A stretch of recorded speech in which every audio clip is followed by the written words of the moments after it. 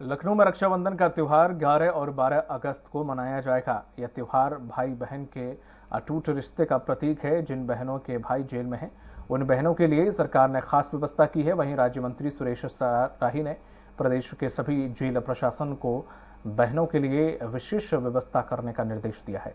इसे लेकर वे जेलों का दौरा भी कर रहे हैं।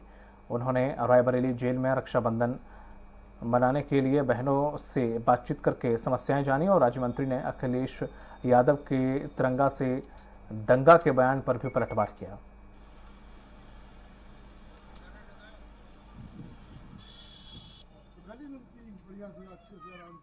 आज बातचीत करने के लिए मंत्री जी साथ में हैं। जानेंगे कि क्या कुछ तैयारियां की गई हैं, किस तरीके से जेल प्रशासन काम कर रहा है।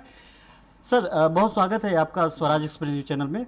सर, आपने एक लेटर जारी किया था। हम हर साल देखा जाए तो बहुत सारी समस्याओं का सामना और वहाँ पे दिक्कतों का सामना करना पड़ता था। इस बार आपने पहले ही नोटिस जारी कर दिया गया। क्या क्या सुविधाएं दी जाएगी बहनों को जो जाना चाहती हैं जेल?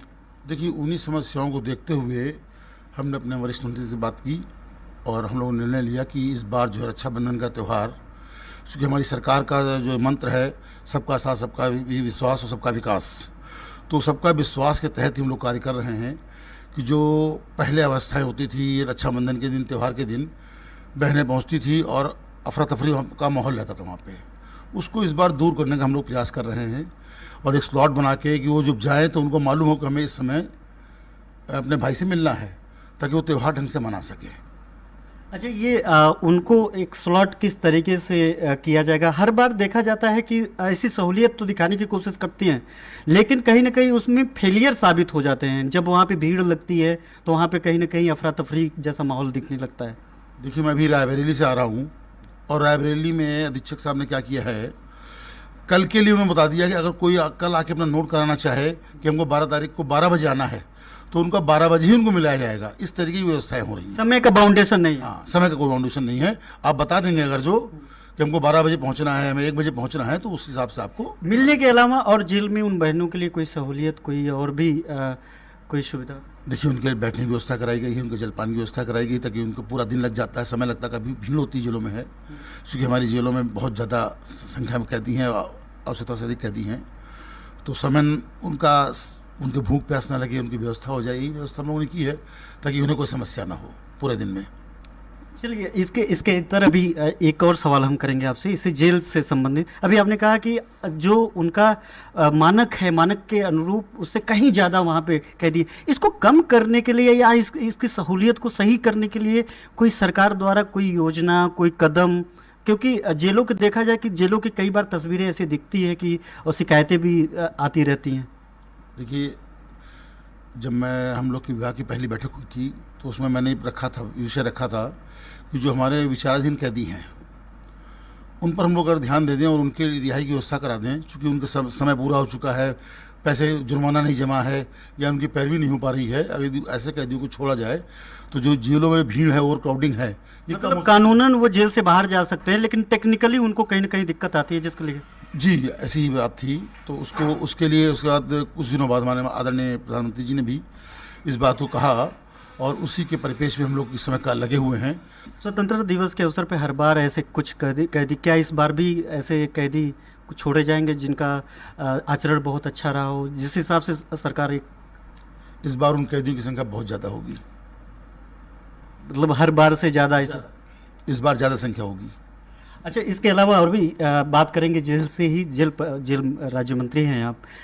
जेलों में बहुत बार सेल फोन्स पता चलता है, बहुत बार जो कई ऐसे चीज़ें वहाँ पे मिलती है जिसको लेकर के प्रशासन भी असहज हो जाता है, जिला प्रशासन असहज हो जाता है। इसको रोकने के लिए आखिरकार इतना लंबा वक्त है, हमेशा मिलता आता रहा है, इसको रोकने के लिए उत्तर प्रदेश एक बड़ा राज्य है क्या, और यहाँ पे खूंखार कैदी भी हैं, बहुत हाई रेटेड क्रिमिनल भी हैं, तो क्या इसके लिए सरकार कोई टेक्नोलॉजी, कोई सर्विलांस की ऐसा फिर से रिपीट ना हो?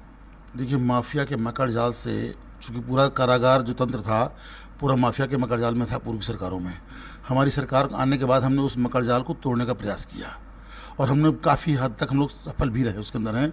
समय समय पर जांच भी करते रहते हैं और इस समय सारे जितने भी कारागार हमारे हैं सब सुरक्षित हैं, कहीं ऐसी कोई व्यवस्था नहीं। जहाँ भी आती शिकायत आती है हम लोग तत्काल जांच करते हैं, देखते भी हैं। हर घर तिरंगा योजना भी उसी प्रोग्राम से आ रहे हैं, तो एक सवाल वहाँ से भी ले लेते हैं। तो हर घर तिरंगा योजना कितना सफल हो रहा है, और जिस तरीके से भारतीय जनता पार्टी या फिर जो सरकार है, सरकार के अलावा समाजवादी पार्टी घर घर योजना, और अभी ट्वीट करके कल मायावती ने भी कहा है कि आप हर घर पे तिरंगा लगाएं, और कांग्रेस भी लगातार तिरंगा यात्रा निकाल रही है, इस पे क्या कहेंगे आप? देखिए, आज़ादी के बाद जब देश 47 में आज़ाद हुआ, कायदे से तो हम लोग को 48, 49, 50 सब में इस तरीके के महोत्सव मनाने चाहिए थे। लेकिन कांग्रेस जो उस समय बच्चा बच्चा राष्ट्र धर्म लिए अपने दिल में बैठाया हुआ था, राष्ट्रभक्ति की बात करता था, देश प्रेम की बात करता था, कांग्रेस ने इस देश प्रेम और राष्ट्रभक्ति को उनके दिलों से निकालने का काम किया। और ये उसी के बाद धीरे धीरे देश में भ्रष्टाचार फैलता गया और आज स्थिति ये आ गई है कि हम लोग 75 साल बाद अमृत महोत्सव मना रहे हैं। पूरे कायदे से हर साल 15 अगस्त के दिन, 26 दिन, जितने भी हमारे राष्ट्रीय त्यौहार हैं, उस दिन सभी को अपने घरों में झंडा लगाने का मौका मिलना चाहिए था। और देखिए, झंडा जब हम लगाते हैं, जब मंदिर जाते हैं, जब हम मंदिर जाते हैं, भगवान का दर्शन करते हैं, तो कहीं ना कहीं मन में शांति मिलती है और एक अच्छे कार्य करने की प्रेरणा प्राप्त होती है। ये झंडा भी हमारे मन से जुड़ा हुआ है, हमारे तन से जुड़ा हुआ है। और इस झंडे को हम अपने दरवाजे पर लगा हुआ देखेंगे, सुबह शाम हम निकलेंगे तो कहीं ना कहीं हमारे मन में राष्ट्र प्रेम की भावना जागृत होती है। और वही राष्ट्र प्रेम की भावना, राष्ट्रभक्ति की भावना हमारे मोदी जगाने का प्रयास कर रहे हैं और हम लोग इस बार बिल्कुल उसमें सफल हो रहे हैं, ताकि बच्चा बच्चा राष्ट्रभक्ति से ओतप्रोत हो सके।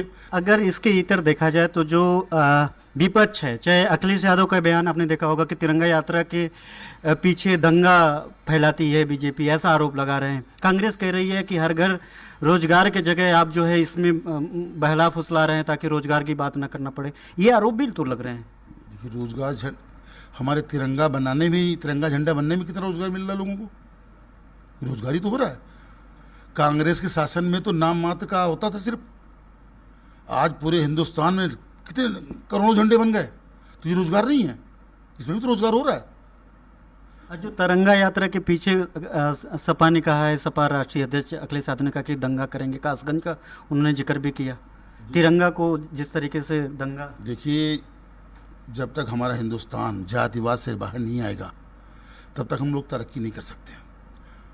तरक्की के राह देश राष्ट्र प्रेम से ही होगी, राष्ट्रभक्ति से ही होगी, और हम लोग उसी में, हमारे आदरणीय प्रधानमंत्री जी का जो संदेश है, हम लोग उसी को आगे बढ़ा रहे हैं और निश्चित रूप से हम लोग सक्सेस होंगे इस कार्य में। और आने वाला समय हिंदुस्तान के लिए बहुत अच्छा है, एक उज्जवल भविष्य की ओर जा रहा है, विश्व गुरु की ओर जा रहा है। देश जब आज़ाद हुआ था उस समय भी हम लोग विश्व गुरु थे, उस समय हमारी मुद्रा की स्थिति कितनी अच्छी थी, लेकिन धीरे धीरे कांग्रेस ने भ्रष्टाचार के चलते चलते पूरे देश को सत्यानाश कर दिया। लेकिन मुद्रा की बात करें तो अभी तो और भी बड़े अच्छी स्थिति में तो नहीं दिख रही। आने वाला समय आप देखिए, समय दीजिए, भी तो शुरुआत है, इन कामों में बहुत समय लगता है। 75 साल में पूरे देश को बर्बाद कर दिया उन लोगों ने, तो हमको कुछ समय तो दीजिए। शुक्रिया बात करने के लिए। आप थे राज्य मंत्री, कारागार राज्य मंत्री सुरेश राही जी, जो कई सारे सवालों का जवाब दे रहे थे और कह रहे थे भारत विश्व गुरु बनने के रास्ते में है, थोड़ा सा वक्त चाहिए चीजें सुधारने के लिए, क्योंकि 75 साल लग गए कांग्रेस द्वारा इसको ध्वस्त करने में, तो ठीक करने में थोड़ा सा वक्त लगेगा। कैमरामैन आशुतोष के साथ घनश्याम निशान चौरसिया, स्वराज एक्सप्रेस न्यूज, लखनऊ।